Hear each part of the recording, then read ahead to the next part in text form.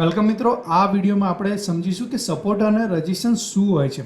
ઠીક છે, તો સપોર્ટ અને રેઝિસ્ટન્સ સિમ્પલ ભાષામાં આપણે સમજીએ કે માર્કેટ જ્યારે બી પડતું આવતું હોય છે તો એક એવો એરિયા હોય છે જે જગ્યાએ એ સપોર્ટ લે છે. માર્કેટ ત્યાંથી ટ્રાય કરે છે, જે બાર છે એ ત્યાંથી ટ્રાય કરે છે કે માર્કેટને ઉપર લઈ જવાનો ટ્રાય કરે. તો આ જગ્યા બની જાય છે આપણા માટે સપોર્ટ, કે જ્યાંથી બાર છે એ એગ્રેસિવલી ત્યાંથી બાઇંગ કરીને માર્કેટને અપસાઇડ લઈ જવાનો ટ્રાય કરે છે. તો એ બની જાય છે આપણો સપોર્ટ. અને જ્યારે પણ માર્કેટ અપસાઇડ જતું હોય અને ત્યાંથી જે સેલર્સ છે એ સેલર્સ હાવી થાય એ જગ્યાએ રેઝિસ્ટન્સ ફેસ કરે. માર્કેટ અપસાઇડ જાય છે, ત્યાંથી નીચે આવી જાય, ફરીથી અપસાઇડ જાય છે, ફરીથી સેલર્સ હાવી થાય અને માર્કેટને નીચે લાવી દે. તો એ જગ્યા જે છે એ એરિયાને આપણે એઝ અ રેઝિસ્ટન્સ એરિયા તરીકે કામ કરીશું. કે માર્કેટ અહીંયાથી શું થયું કે માર્કેટ નીચે આવતું હતું, પછી અહીંયા સપોર્ટ લીધો. માર્કેટ અહીંયા જે બાર્સ છે એ અહીંયાથી એન્ટ્રી કરી અને ફરીથી આ જગ્યાએથી શું કર્યું, માર્કેટ સેલર્સ છે એ અહીંયાથી હાવી થયા અને અહીંયાથી માર્કેટમાં સેલિંગ થતું જોવા મળ્યું, જ્યાંથી એ આપણો રેઝિસ્ટન્સ એરિયા બન્યો. માર્કેટ ફરીથી આ જગ્યાએથી જ્યાંથી બાર્સ ફરીથી એક્ટિવ થયા હતા એ જગ્યાએથી સપોર્ટ લઈને ફરીથી માર્કેટ શું કરે છે, અપસાઇડમાં જાય છે. અને જે રેઝિસ્ટન્સ એરિયા પહેલાં બન્યો હતો એ એઝ અ રેઝિસ્ટન્સ એરિયાથી કામ કરી સેલર્સ અહીંયાથી ફરીથી એગ્રેસિવ એન્ટ્રી કરે છે અને માર્કેટ અહીંયાથી નીચે આવે છે. સેમ વસ્તુ અહીંથી શું થયું, સપોર્ટ બ્રેક થઈ ગયો અને માર્કેટ નીચે જઈને એક એવો એરિયા ફરીથી નવો ક્રિએટ કરે છે જ્યાંથી જો બાર્સ છે એ ઇન્ટરેસ્ટેડ હોય બાઇંગ કરવા માટે. એક એવો નવો એરિયા બને છે કે જ્યાંથી સપોર્ટ આપણે માની શકીએ અને માર્કેટ ત્યાંથી સપોર્ટ લઈને અપસાઇડમાં મૂવમેન્ટ કરે છે. અહીંયા ફરીથી એક નવો રેઝિસ્ટન્સ એરિયા જ્યાંથી સેલર્સ ઇન્ટરેસ્ટેડ છે કે સેલિંગ કરવા માટે, જ્યાંથી માર્કેટ શું કરે છે, ડાઉનસાઇડ આવે છે. અને જ્યાંથી બાર્સ પહેલાં એન્ટ્રી કરી હતી, એગ્રેસિવ એન્ટ્રી કરી હતી, એ સપોર્ટ એરિયા બન્યો હતો, ત્યાંથી માર્કેટ શું થાય છે, ફરીથી એઝ અ સપોર્ટ લઈને અપસાઇડમાં મૂવમેન્ટ કરે છે. તો જ્યારે પણ માર્કેટ અપસાઇડ યા ફિર ડાઉનસાઇડ જાય છે તો ત્યાં આપણે સપોર્ટ એરિયા કયા કયા સારા સપોર્ટ એરિયા છે એ શોધવાના હોય છે. અને માર્કેટ જ્યારે બી અપસાઇડ જતું હોય તો ત્યાં આપણે અગર ડાઉનસાઇડ માટે ટ્રેડ લેવો હોય છે તો કઈ જગ્યાએ સારો રેઝિસ્ટન્સ, જે એગ્રેસિવ અને સ્ટ્રોંગ રેઝિસ્ટન્સ છે એ એરિયા આપણે શોધીશું. અને એ કેવી રીતે શોધી શકીશું એ આપણે આગળ ડિસ્કસ કરીએ છીએ. ઠીક છે, તો અહીંયા આપણે સમજી ગયા કે સપોર્ટ અને રેઝિસ્ટન્સ કઈ રીતે કામ કરે છે. તો સૌથી પહેલાં આપણે સપોર્ટ જોઈએ કે માર્કેટમાં અહીંયા શું થયું કે માર્કેટ અપસાઇડ જતું હતું, પછી ડાઉનસાઇડ આવ્યું, અહીંયાથી ફરીથી માર્કેટ ડાઉનસાઇડ ગયું. અહીંયા શું થયું કે દેખો, આ જગ્યાએ બાયર્સને એન્ટ્રી કરી, બાયર્સે અહીંયાથી એન્ટ્રી કરી, અપસાઇડ લઈ ગયા, ફરીથી સેલર્સ અહીંયા હાવી થયા, ફરીથી અહીંયા બીજી વાર, ત્રીજી વાર, ચોથી વાર, પાંચમી વાર અહીંયા જો બાર્સ છે એ એન્ટ્રી લે છે કે અહીંયાથી ડાઉનસાઇડ નહીં જવા દેતા. ઠીક છે, અહીંયાથી જો બાર્સ છે એ એગ્રેસિવ એન્ટ્રી કરી લે છે કે આ જે એરિયા છે, આ સપોર્ટ છે, એને તૂટવા નથી દેતા, માર્કેટને એ તૂટીને નીચે નથી જવા દેતા. તો બાર્સ અહીંયાથી એગ્રેસિવ એન્ટ્રી કરે છે, બાર્સ અહીંયાથી અપસાઇડ લઈ જવાનો ટ્રાય કરે છે. પણ ફરીથી સેલર્સ અહીંયા શું કરે છે, સેલર્સ અહીંયાથી એન્ટ્રી કરે છે અને પેનિક સેલિંગ કરીને ડાઉનસાઇડ માર્કેટને લઈ જાય છે. તો જ્યારે પણ માર્કેટ આ એરિયાને, આ જો સપોર્ટ છે જે આપણો, એ બ્રેક કરીને નીચે જશે તો નીચે કોઈ એક એવો એરિયા હશે જે જગ્યાએથી બાર્સ ફરીથી ઇન્ટરેસ્ટેડ હશે કે અહીંયાથી માર્કેટને અમે નીચે નહીં લઈ જવા દઈએ, અહીંથી માર્કેટને અમે અપસાઇડ લઈ જવાનો ટ્રાય કરીશું. તો એ નવો સપોર્ટ એરિયા બનશે. તો જ્યાં સુધી આ આપણો સપોર્ટ એરિયા બ્રેક નથી થતો ત્યાં સુધી અહીંયાથી બાઇંગ આપણને ઇનિશિએટ થતું જોવા મળશે. તો આ બની જાય છે આપણો સપોર્ટ. ઠીક છે, તો એ જ રીતે આપણે અહીંયા આગળ જોઈશું કે રેઝિસ્ટન્સ કઈ રીતે બને છે. તો રેઝિસ્ટન્સમાં કેવું હોય છે કે માર્કેટ અપસાઇડમાં આવતું હોય છે, બાયર્સ અહીંયાથી અપસાઇડ લઈ જવાનો ટ્રાય કરે છે, પણ સેલર્સ શું કરે છે, અહીંયાથી એન્ટ્રી કરી, સેલિંગ કર્યું, ફરીથી નીચે લઈ ગયા, ફરીથી બાયર્સ અહીંયાથી ટ્રાય કર્યો કે આ જે સેલિંગ ઝોન છે, સેલિંગ એરિયા છે, રેઝિસ્ટન્સ એરિયા છે, આ આપણો રેઝિસ્ટન્સ એરિયા બન્યો.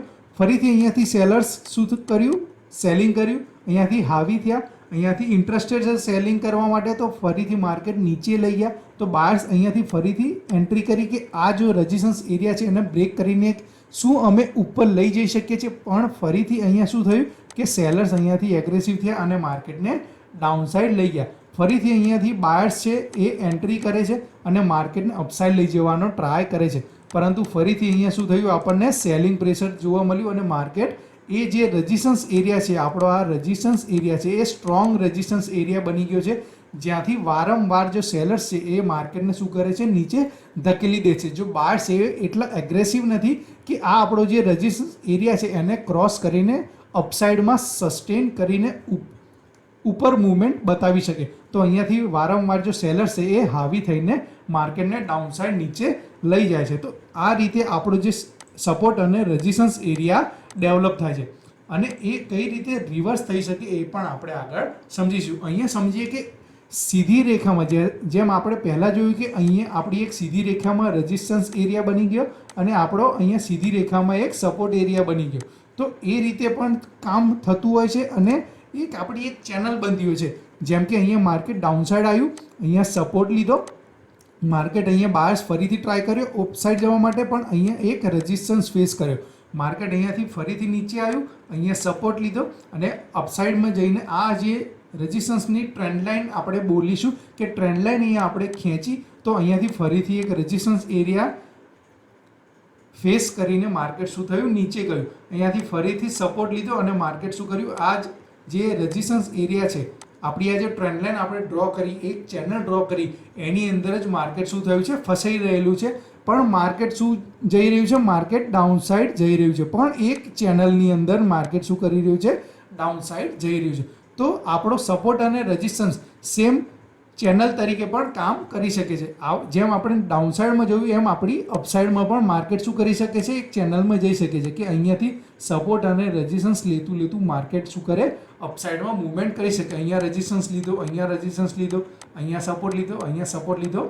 ઠીક છે. તો આ રીતે આપણી એક ચેનલમાં પણ રેઝિસ્ટન્સ અને સપોર્ટ લેતું માર્કેટ અપસાઇડ અને ડાઉનસાઇડમાં મૂવમેન્ટ કરતું હોય છે.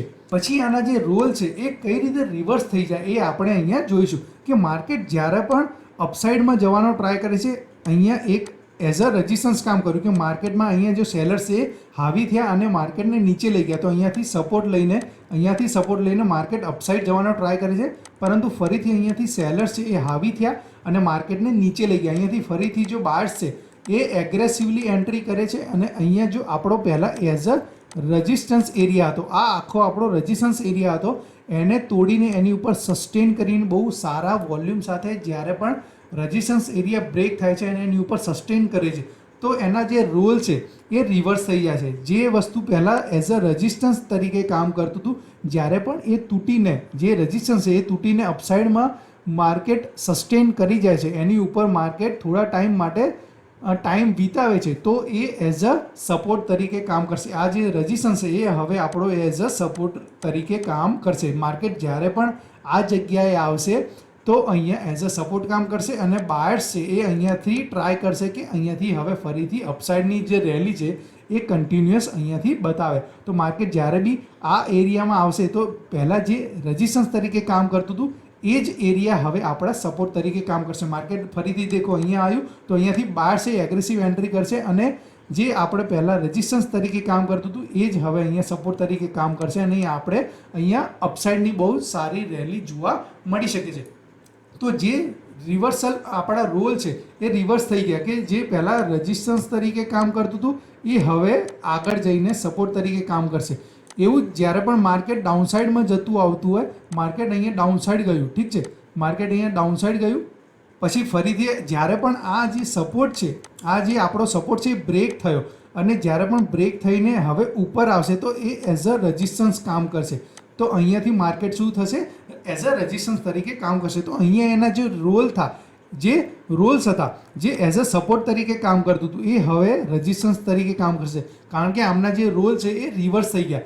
એની પાછળનું સાયકોલોજી એ છે કે અહીંયા જે બી બાયર્સ હતા એ બાયર્સ હવે ઇન્ટરેસ્ટેડ નથી. અહીંયા જે બી બાયર્સ હતા જે સપોર્ટ આપી રહ્યા હતા એ હવે ઇન્ટરેસ્ટેડ નથી, જેના લીધે જે સેલર્સ છે એ હાવી થઈ જશે અને ડોમિનન્ટ કરશે.